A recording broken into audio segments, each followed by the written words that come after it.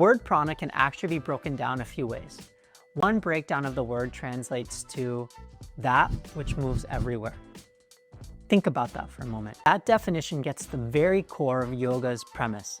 The feeling of freedom, the feeling of movement, the feeling of expansion in the body, in the breath, in our mind, in our thoughts, in our emotions. The freedom from suffering, or what the ancient yogis called dukkha. Dukkha is literally the absence of movement. And prana? Prana, it's the antidote to stagnation. The practice of yoga was designed for exactly this, to optimize the movement of prana inside us. Even the word hatha yoga points to it. Ha representing prana moving in one direction and ta representing prana moving in the other. Here's the untaught part that you may have not learned yet. Listen to this. Prana isn't just one thing. Ancient yogis described 5 distinct movements of prana called the pancha prana vayus. Prana vayu, which is centered in the chest, is responsible for inhalation and for anything we take in. Breath, food, water, even life experiences.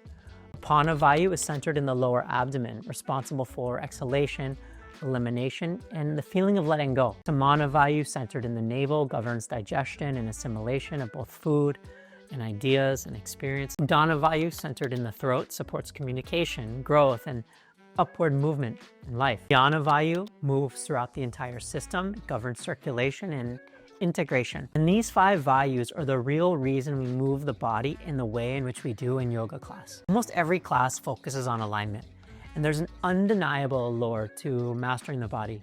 But at the end of the day, why?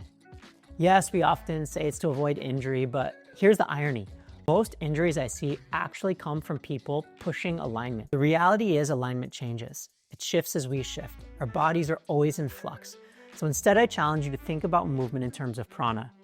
Inhaling into the chest, opening up the arms wide, influences the prana vayu. Forward bending, contracting the lower abdomen, influences the apana vayu. Twisting sideways, bending laterally, turning the head, influences samana, udana, vyana vayu, respectively. Alignment becomes less about geometry and more about freeing this energy within us. So let me ask you, if yoga isn't about stacking joints at 90 degrees or copying some perfect pose off the internet, how does this change the way that you see your own practice? What if alignment was less about symmetry and more about whether your prana was flowing freely? I'll be filming a series diving deeper into each of these 5 vayus, how they show up in practice, how you can feel them, and how to use them to make your practice more sustainable and feels more alive.